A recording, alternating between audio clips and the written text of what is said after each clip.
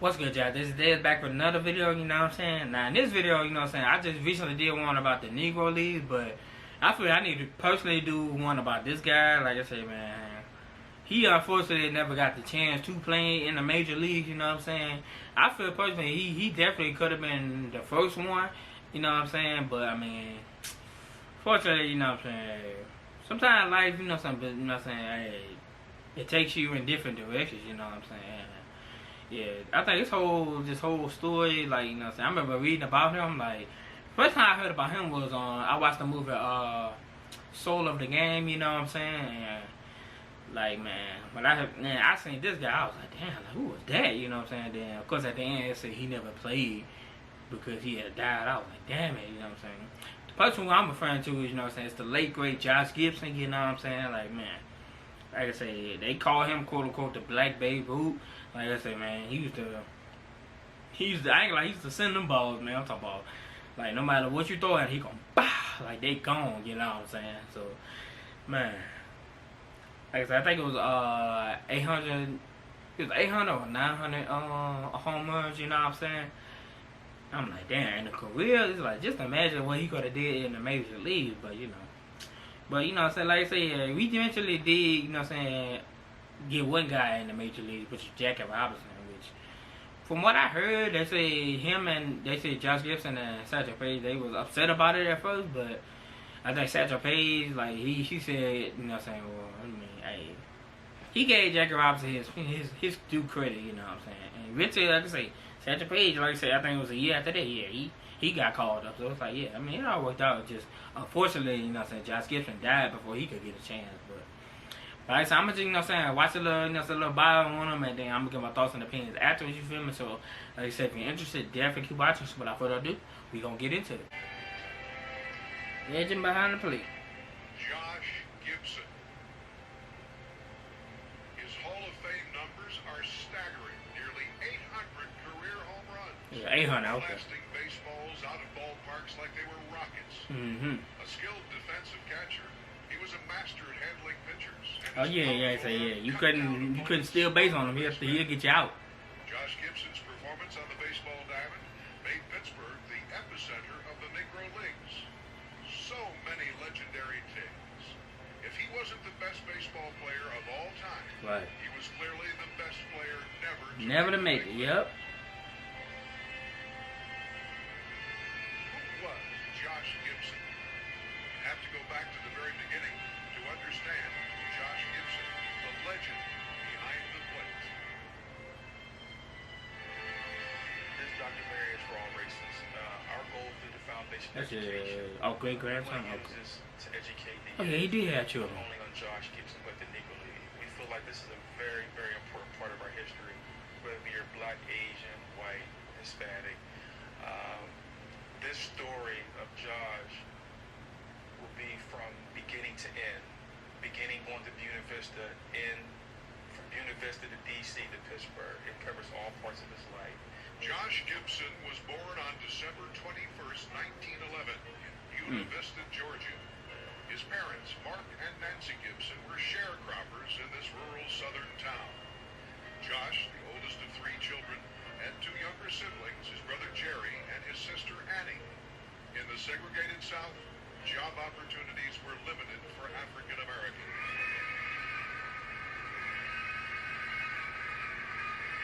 The railroad system provided great hope for black families in Buena Vista and throughout the country. By the year 1920, trains were carrying thousands of African American families to northern cities for a new way of life. My grandmother's cousin came first. That's his niece. He got the house. And then my grandfather came. And he got a job. And then he sent for my mom and my 2 uncles to come. Many of those families in the South found out about the economic opportunities by reading the Pittsburgh Courier newspaper. Black newspaper vigorously pushed for equal rights, and even though the publication was banned in many southern cities, copies were circulated by railmen who distributed the newspaper from city to city. Columnist journalists and reporters detailed the manufacturing jobs, and black men were being hired in the bustling plants and factories. When my grandfather came, he went to work at American Bridge. That's the job he had. When he accumulated enough money, he said he got the rest of the family. Gibson comes to Pittsburgh as a result of the Great Migration of African Americans out of the South that remakes this country in the early 20th century. His father left Buena Vista, Georgia, where he was a sharecropper, and got a job in one of Carnegie's mills in Pittsburgh, probably a little bit after World War I. 7 years after Mark Gibson and his family hopped the train heading for a better way of life in Pittsburgh, that same Pittsburgh Courier newspaper would help launch the baseball career of Josh Gibson. By 1921, Mark Gibson landed a job at the Carnegie, Illinois Steel Company and settled the family in the vibrant Pleasant Valley neighborhood of Pittsburgh's North Side. Josh enrolled at the Allegheny Pre-Vocational School, where he attended until 9th grade. When the classic game in 1930, when the Pittsburgh Crawfords and the Homestead Grays played for the first time, they had played at Fort Field to a huge crowd, 18,000 people, for that kind of two black teams playing together, you know. And that's when Josh had just made his change from the Sandlot Crawfords to the Homestead Oh, Grays. okay. Josh spent lots of time studying the players on Homestead Grays, hanging around the team that grew to be a powerhouse. Yeah, I didn't know who he played first, either the Crawfords or the Grays. Posey, the owner of the Grays, inserted Josh into the lineup on July 25th. Hey, the rest was history. Against their rivals, the Kansas City Monarchs. Yep, Monarchs, yep. Josh replaced Homestead catcher legend Buck Ewing and remained with the Oh yeah, I team heard the about rest of Buck the Ewing, summer. yeah. Exuberance, belly-busting laugh, and he always had a lot of winter smile on him. He was just a fun guy to be around. They claim he never ventured a serious moment. He was just jolly good, Yeah, good, a yeah. jolly giant who liked to play baseball Yep. and enjoyed the good life. Right. Not a serious fella, a wonderful teammate, and a pleasure to be around. That's the Josh Gibson that they told me about. Quiet and reserved, the teenage phenom let his bat do Yeah, the that's how I am. talking for him, hitting home runs in bunches, helping to carry the Grays to the championship series. But he was just a natural athlete and a natural baseball player. Yeah. And strong. Right, he had a record of throwing out batters who tried to steal on him. Yep. In September, in a game against the Lincoln Giants at Yankee Oh yeah, the Stadium, first one Josh ever to hit the Gibson hit a home run out of Yankee Stadium. bullpen. Newspaper reports claim the monstrous blast traveled more than 500 feet, calling it the longest homer ever hit, farther than Babe Ruth and Lou Gehrig. Yep. Josh became an instant hero. Newspapers reported his every move, and as Josh and the Grays barnstormed throughout the country, fans filled ballparks. In 1939, Clark Griffith, who owned the Senators, called Josh Gibson and Buck Leonard, his teammate from the Grays, into his office and said, how would you boys like to play in the major leagues? And they said, Yeah, well, yeah. we like it fine. And he said, you think you could hit these pitchers? And they said, well, some of them we could, some of them we could. We probably couldn't. We're like anybody else. And so Griffith then said, well, as soon as somebody else signs a black player, then I'll come calling. Well, Griffith could have been the pioneer. And Right. had he What the hell stopped you? just simply take the best players off the roster of the Homestead Grays, Right. Leonard, Gibson, Sound like an excuse to me. Cool Papa Bell. The Senators would have had a dynasty. Right. Baseball never would have left Washington. They would have been the Yankees of the 50s and 60s. I tell the people and the kids, think positive how way we come from, that you can do a lot better than we did.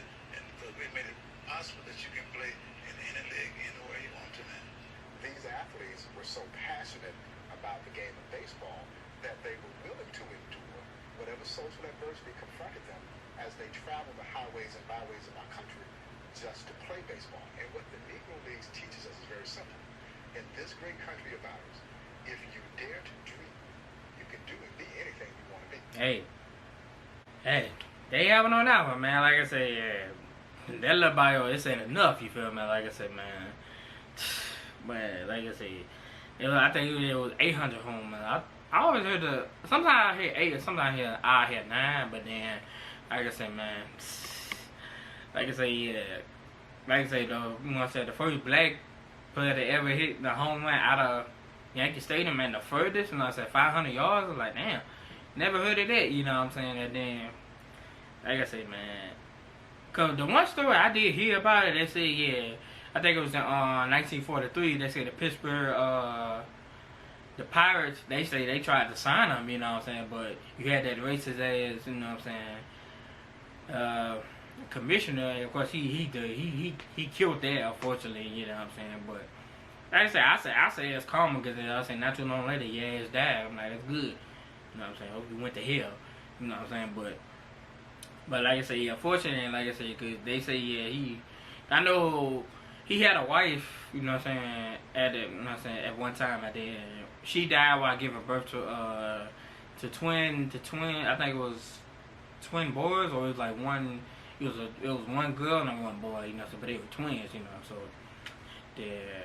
I think they say pretty much after that, like, he never really, like, recovered from that, you know, so although, yeah, he was, you know what I'm saying, like they say, he was a fun-loving guy, like I say, yeah, he was, you know, but I think I read, I think they say he used to drink a lot, and then, like I say, over time, like I say, they say he would get these headaches, and then over time, like I say, he developed like well, it ain't know at the time, but they say he didn't really go to the doctors about it either, but over time, like I say, it was basically he had those headaches because he had like a tumor in his brain, so then I think I read how he died was, I think he was like in a movie theater, and then like I said, he just slumped over, and then hey, he died, you know what I'm saying? It's like, damn.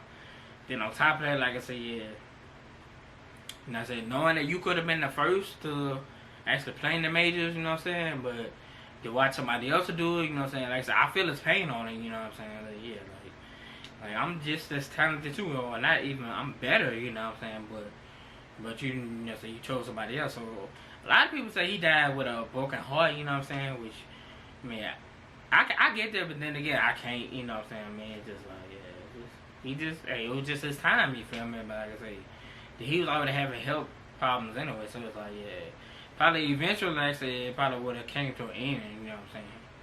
Had he did make it to the majors, like I said, it probably would have came to an end, but had he made it to the majors, oh yeah, he would have definitely been, oh yeah, still snagging them home runs like they ain't nothing, you know what I'm saying.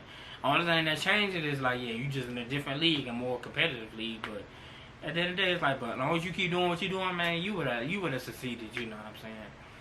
Like I say, fortunately, like I say, yeah, Satchel Paige, he got his chance, you know what I'm saying, because I think by that time he was like, what, in his 40s, you know what I'm saying, still chasing the dream, you know, like, I ain't knocking him, it's like, yeah, age ain't nothing but a number, like I say, if you can still pitch, I'm like, hey, I'm gonna put you out there, you feel me, and, you know, like I say, yeah, damn, that's a sad case for him, it's like, damn, but he literally could have been the first one, you know, but, I mean, sometimes life don't pan out that way, like I said, but you definitely did enough, you know what I'm saying, while you were here, you know what I'm saying, in the Negro League, and it's never forgotten, you know what I'm saying, people still talk about it, like, I don't know, I ask certain people, like, you know what I'm saying, like, in my age group, they be like, I'm like, you know who Josh Gibson is? I'm like, yeah, I'm like, damn, you do? Like, you know what I'm saying, it catches me off guard, because normally, I ask questions about certain people, they be like, wait, who is that? I'm like, yeah, the point is that, but man, but this, like I say, majority of the people know who he is, so it's like, damn, man. So yeah, you definitely made an impact, so like I say, definitely finna give you your flowers, you feel me?